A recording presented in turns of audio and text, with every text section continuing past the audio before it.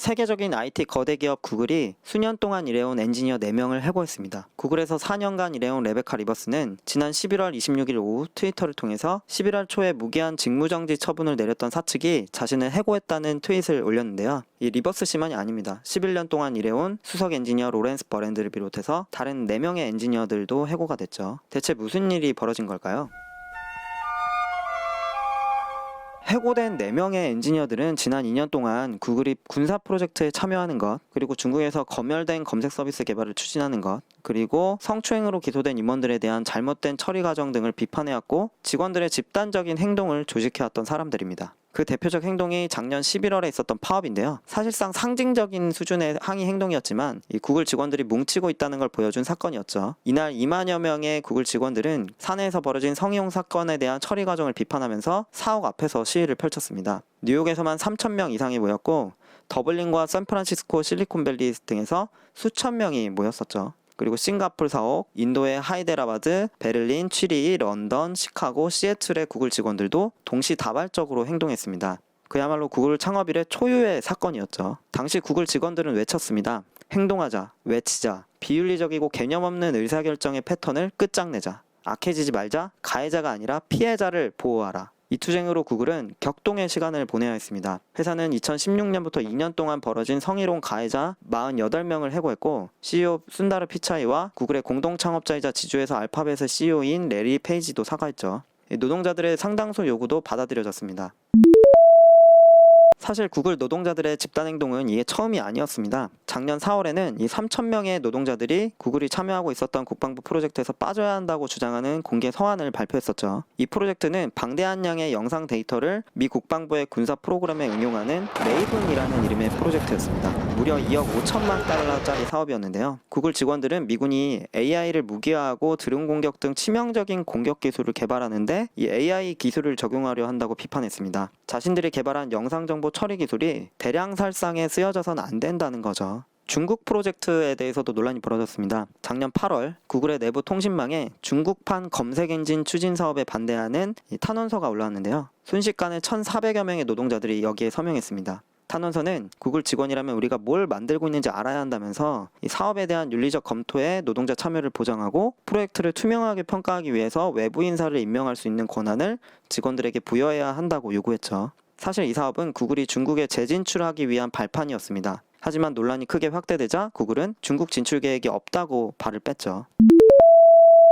논란의 2018년이 지나고 2019년이 됐지만 사측과 노동자 간 갈등은 끝나지 않았습니다. 올해 6월 이 샌프란시스코에서 열린 프라이드 퍼레이드 때의 논란이 대표적인데요. 당시 샌프란시스코의 많은 퀴퍼 참가자들은 유튜브에서의 혐오 컨텐츠를 제대로 규제하라는 시위를 벌였었죠. 근데 이때 당시에 이 구글 사측이 퀴퍼가 열리기 며칠 전 공지에서 회사의 이름을 달고 참가했을 때 회사 정책을 비판하는 내용을 선전해선 안 된다고 밝힙니다. 그러자 퍼레이드에 참가하려 했던 많은 직원들이 이에 항의하죠. LGBT 운동에 함께하는 구글 직원들은 회사가 우리에게 안전하게 느끼지 않는다고 비판했습니다. 곧이어 8월에는 다른 행동이 펼쳐집니다. 800여 명의 구글 노동자들이 이 멕시코 국경 정책에 쓰일 클라우드 컴퓨팅 계약을 맺어선 안 된다고 요구했던 건데요. 트럼프 행정부가 지극히도 인권 침해적인 방식으로 국경을 봉쇄하고 난민들을 차단하고 있었기 때문이었습니다. 이런 반인권적인 국경 정책에 이 구글 기술이 쓰여서는 안 된다는 취지였죠. 트럼프 행정부는 국제인권법을 어기면서까지 난민 봉쇄 정책을 펴고 있는데요. 이 일로 최소 7명의 난민 어린이가 죽기도 했습니다. 이렇게 구글 직원들이 당당하게 항의 행동을 펼쳐온 데에는 이유가 있습니다. 미국 내의 어떤 법률이나 인권적인 가치만이 아니라 구글이라는 기업이 스스로 표방하고 있는 AI 원칙이 있기 때문인데요. 이 원칙에서 구글은 국제법과 인권이라는 보편적으로 인정된 원칙을 위반하는 기술은 개발하지 않겠다고 밝히고 있죠. 직원들은 이걸 지켜야 한다고 얘기하는 겁니다.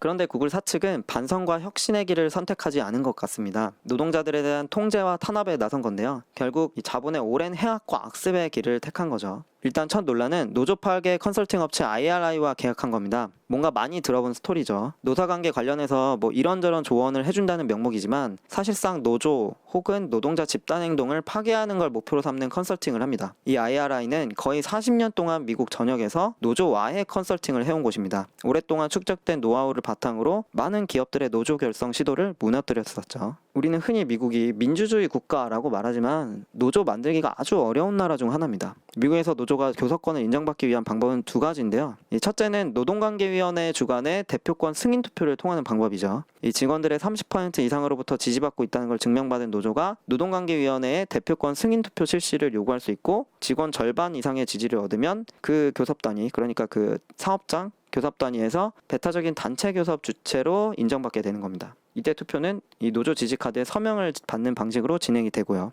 그리고 또 하나는 사용자의 자발적인 승인을 통한 방법도 있습니다. 사측이 먼저 어떤 노조가 직원을 대표한다고 인정을 할 경우에 사용자는 이 지지 카드 제출 절차를 거치지 않고도 직접 노동관계위원회에 승인 투표를 요청할 수가 있습니다. 이 투표에서 노조 지지가 50%를 넘으면은 그 노조는 이 단체 교섭 주체가 되는 겁니다. 물론 이런 경우는 거의 없습니다. 구글도 그럴 리 없겠죠. 아무튼 간에 이렇게 노조 만들기가 힘든 미국이지만 구글에서는 이 노조 결성 분위기가 점점 고조되고 있었습니다. 그러던 중 한 직원이 구글 사측이 노조 파괴 컨설팅 업체와 계약을 맺고 대응 회의를 열고 있다는 것을 알게 되죠. 정확히 어느 시점에 계약이 이뤄졌는지 알 수는 없지만 올해 8월에 사측은 새로운 사규를 발표합니다. 노동자들은 이게 직장 내 활동에 재갈을 물리기 위한 거라고 비판했었습니다. 그리고 또 9월에는 피츠버그 사옥에서 일하던 계약직 노동자들이 미국 철강노조 가입을 위한 투표를 진행했고요. 10월 21일에는 스위스 7위 사옥의 직원들이 노동권과 노조 결성 등을 주제로 강연회를 열었었는데요. 사측은 직원들이 자발적으로 개최하는 이 행사들을 취소시키려고 시도를 했었습니다. 당연히 이 노조 파괴 컨설팅 업체와 연관되어 있을 거라는 추측이 들죠. 그리고 11월 13일 구글 사측은 한 명의 직원을 해고하고 두 명의 직원에게는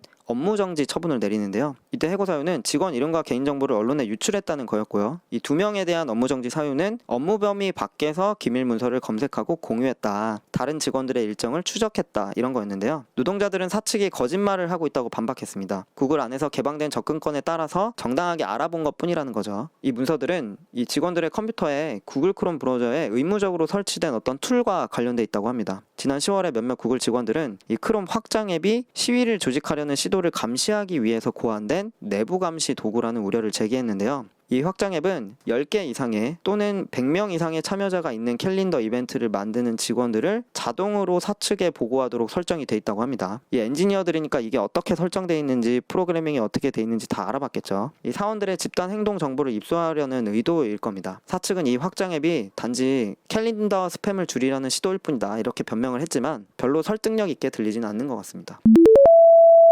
이 사내 게시판에는 이 11월 초에 이뤄진 이 해고와 정직 조치가 오랫동안 구글을 정의해온 개방 문화가 끝났음을 알리는 신호라는 글들이 올라왔습니다. 회사의 투명성과 정보 공유라는 가치에 자랑스러워했던 직원들은 더 이상 그걸 자랑스럽게 느끼기 어려워진 거죠. 한 구글 엔지니어는 말했습니다. 구글은 개방 문화를 포기한 것 같다. 이게 날 실망스럽게 하고 두렵게 한다. 과거에는 이 구글 직원들이 사내에서 진행 중인 거의 모든 프로젝트에 대한 문서를 검토할 수 있었다고 합니다. 하지만 최근 몇 년 동안에는 이 접근권들이 폐쇄가 됐고 알 필요가 있는 이라는 기준으로 이 소규모 그룹들에게만 접근할 수 있게 됐다고 합니다. 올해 초부터 구글 사측은 보안 우려를 이유로 수천 명의 계약직 엔지니어들의 접근권을 차단했고, 고위 관리자들은 직원들에게 특정 문서에 접근하거나 공유하지 말라고 경고하기도 했습니다. 지난 1년 반 동안 구글의 노사 갈등은 증폭되었습니다. 노동자들은 이 잘못된 방향의 사업들에 대해서 비판 캠페인을 했었죠. 이 노동자들은 말합니다. 이번 해고로 구글은 노동자들에 대한 보복 조치를 강화하고 있다고. 그리고 구글 사측의 변명은 전통적인 노조 파괴 행위를 IT 용어로 치장한 것일 뿐이라고.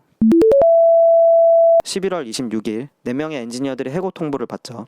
구글에서 11년 동안 사이트 신뢰도 수석 엔지니어로 일해온 로렌스 버랜드, 8년 동안 소프트웨어 엔지니어로 일해온 폴 듀크, 10년 동안 일해온 소피 왈드먼, 4년 동안 일해온 레베카 리버스까지. 이 4명의 엔지니어들은 모두 짧게는 4년, 길게는 11년 동안 구글 안에서 열심히 일해왔던 이 엔지니어들이었고, 그리고 지난 1년 동안 주위 동료들을 조직하고 싸워왔던 장본인이었습니다. 이 소프트웨어 엔지니어 폴 듀크는 이렇게 말합니다. 저는 모든 구글 노동자들의 더 나은 노동 조건을 위해서 동료들을 조직했다는 이유로 해고됐습니다. 모든 구글 직원들은 이곳을 가치 있고 강력하게 만들어 왔습니다. 단지 소프트웨어 엔지니어나 사이트 신뢰도 엔지니어만이 아니라 영업과 업무 지원 등 모든 내부의 노동이 회사를 지켜왔습니다. 하지만 가장 중요한 건 식당 노동자들, 청소 노동자들입니다. 그들의 노동은 회사의 가치를 더 높여왔죠. 저는 구글에서 일하는 모든 이들이 사원증 색깔에 관계없이 자기 일에 자부심을 느끼고 자신의 노동의 힘이 어떻게 사용되는지 발언권을 가져야 한다고 생각합니다. 그러니까 이건 4명의 해고자들에 대한 것도 엔지니어들에 대한 것도 아닙니다. 모든 노동자들에 대한 이야기죠.